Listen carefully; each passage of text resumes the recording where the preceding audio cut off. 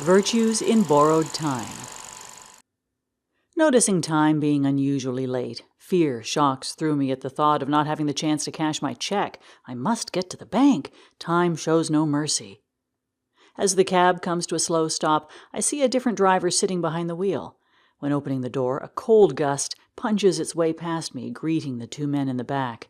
A man in his early 20s is in a fancy green suit with a $sign bow tie, as if he's already waiting for me. Another man, who appears to be ageless, in piercing white, stares out the rear passenger side window. A faceless voice yells, "Come on, time is ticking." I hop in the seat and fight the door against the aggressive wind. While looking around the inner cab, I ask the driver, "Are you new?" "Why, yes, I am. What gave it away?" she chuckles. I'm unsure of an answer, so I change the subject. "Where's the typical driver?" "Oh, he got sick. He got sick with that thing going around. I'm taking over this route and maybe more." "Huh," I say. As if ready to explode from suspense, the man interrupts and shoves his hand out towards me, saying, "Hi, I'm Bill. Bill Green, to be exact." With a wide grin, his fake smile outshines his bright green suit. Picking up a clipboard, the driver starts scribbling. The movement of the pen seems to last longer than would be for writing down a pickup confirmation and a couple of check marks. I can't get a clear view of what she's writing from behind the plexiglass barrier. Returning my focus to the odd man, I see his hand is still in the air, awaiting my acknowledgement. I shake his hand. "I'm coming from Galliad and Baum. I work at the stock market." Ignoring our conversation, the driver intervenes. "Destination?" "It's supposed to be home, but," I inform her. Interrupting me, Bill says, "So you look like a man who likes money." I assume he figures this based on the expensive wristwatch that my father gave me and the jacket I bought with my last paycheck. For a brief second, I think about my father, who raised me to believe money is the most important thing in the world. I rub my jacket that's overkilled with famous faces like singers and rock stars. You could say I have goals. Even though I make more than I needed to survive, I still desire more. "Your job is directing people which direction to go?" the driver bluntly asks. "What gave it away?" I reply, holding out my ID for my lanyard. My chuckle is apparently a mockery to her based on her silence, but my intention is for her to laugh. But instead, she is dead serious. Who knows how long I would ride with them or again in the future. "What's your name?" I ask, curiously redirecting the conversation. "Funny story to that. My name is Evo. Supposed to be Eva, though. On the birth certificate, the lowercase a that my mother wrote out was mistaken for an O." Sensing as though there was much more to her story, I'm in a hurry to get to the bank and don't want conversation to get in the way, I respond, "My name is Alexander. Nice to meet you, Evo."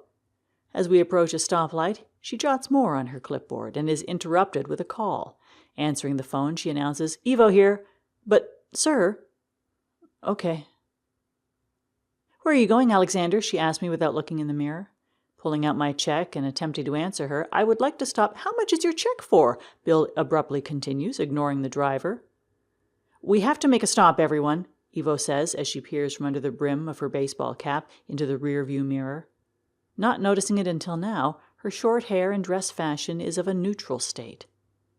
Avoiding the saturation of her seriousness into my thoughts, I turn to Bill and start, "My check is for—" until the man in the back abruptly joins the conversation. "I hope I can make it home before 6, Evo."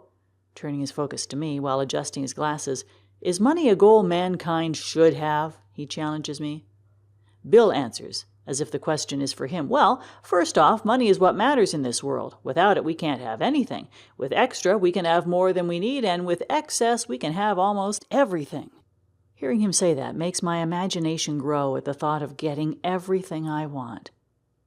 "I may have to disagree with mixing existence and money, Bill," Phil debates. "Money cannot exist without mankind. This makes its existence dependent. Also, it would take a population to carry the meaning and value of money. If only one person knew it existed and recognized it as having value, there would be no other person to share its meaning or believe its value. No value would exist unless that one person could convince more than himself or herself.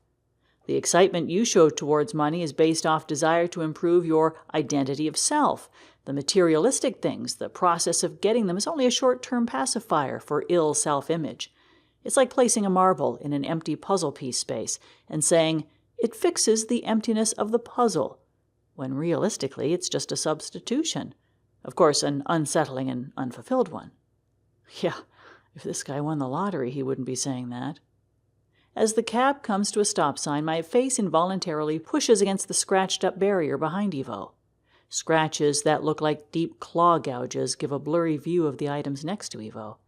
I can make out books and the clipboard on her passenger seat out of the corner of my eye. Barely identifying Darwin as the book in the passenger seat, the bundle of floppy papers that are curled from excessive writing cover a majority of the book. Readjusting myself, I catch her periodically glancing at us. "What do you think about those ideas, Ivo?" I say, inviting her input. Glancing in the mirror again, I see her urge to answer me. "Change changes, just as nature is natural. We are born as everything else is in this world, and change just as naturally. Money changes us, life changes us. Every experience changes us, large and small. Change is inevitable," she inspirationally states. I wonder where the bank is from here, and if I can walk there. Taking my check out, I look at it and shove it back in my pocket. I notice Ivo raising her eyebrow at me, but I don't question it. The cab stops suddenly.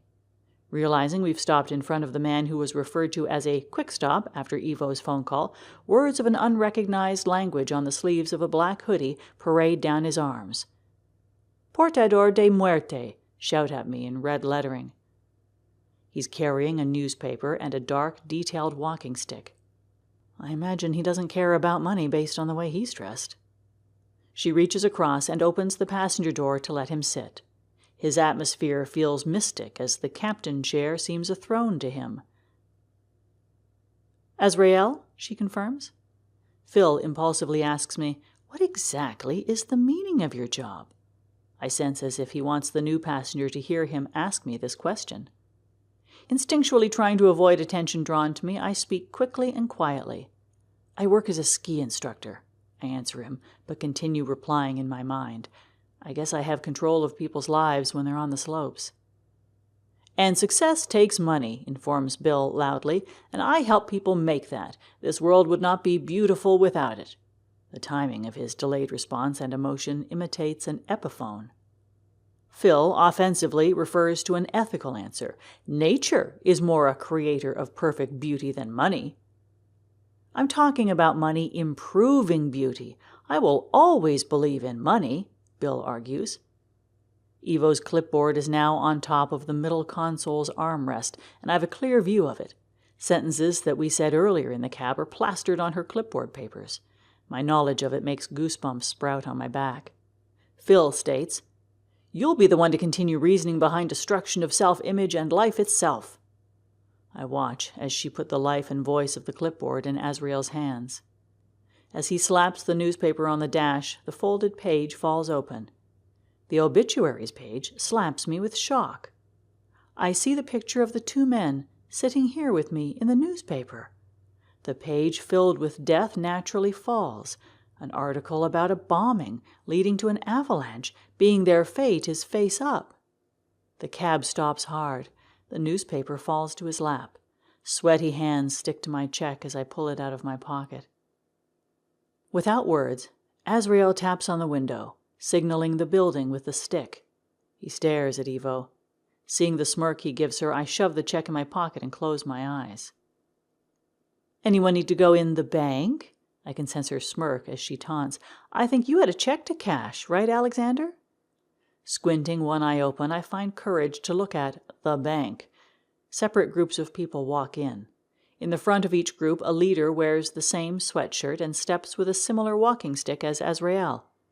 I assume Phil and Bill realize where the cab is, as their personas are replaced with those of sobbing children.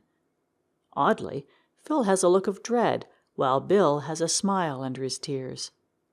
Phil and Bill both pull paychecks from their pockets. Bill steals the spotlight, screaming, "I never believed this place was real." Azrael throws the newspaper against the barrier. I see the ad about the bombing in more detail. Money, religion, and biases being the reasons, according to the writer. Skimming the story, it was at the ski resort I was picked up at. "None of us can go in. You are not ready yet, Alexander," Azrael states. Bill cries, "Why not? I want money." The rest of us sit silently, as if any time now we'll all be able to go in. Confused, the same question harasses me. Maybe I missed my regular cab, but what kind of cab is this? Who are these people? Am I dead? Evo, you said Mark got sick and you had to take over his route, right? I try to get an idea of my reality. Evo looks through the curled papers on the clipboard. Mark? No, the typical driver of this route is David, Evo confirms. I realize there's a chance I got into the wrong cab. I look at the top of my check. The Infinite Bank is clearly written, identifying the place to cash it. What exactly is this place? I probe for clarity. Phil decides to answer.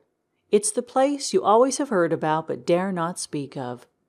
The last chance to choose a path of earthly values, a test for placement, redemption, punishment, and possible forgiveness.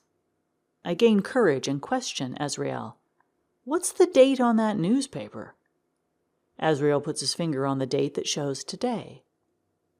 As if everything freezes in the moment, I hear sirens in the distance fading closer. I ask the people in the cab with me, do you hear sirens? Upon my chest, faded hands become clearer, and I see the people in the cab fading. I hear the same faceless voice at the beginning of my ride state, Hey, buddy, can you hear me? I think he's coming too. Looking around, and I'm now inside an ambulance. Where am I? I question the assumed EMTs. The faceless voice states, You were in an avalanche but survived. You're lucky, everyone else didn't make it. When the blurriness clears from my eyes, the voice has a face. I struggle to talk and ask the guy to come closer. I'm not sure if these are my last moments, so I decide to pass on some valuable questions. I whisper hoarsely, Do you believe in evolution? Do you believe money is more important than life? Do you believe that Mother Nature has more control over us than we do? Interrupting me, a tapping on the back window is followed by the ambulance driver yelling back to the coworkers surrounding me. Did you guys see the new place to cash our checks? I've never heard of it. Some place called the Infinite Bank? I sat up stunned. Did I get put in the wrong vehicle?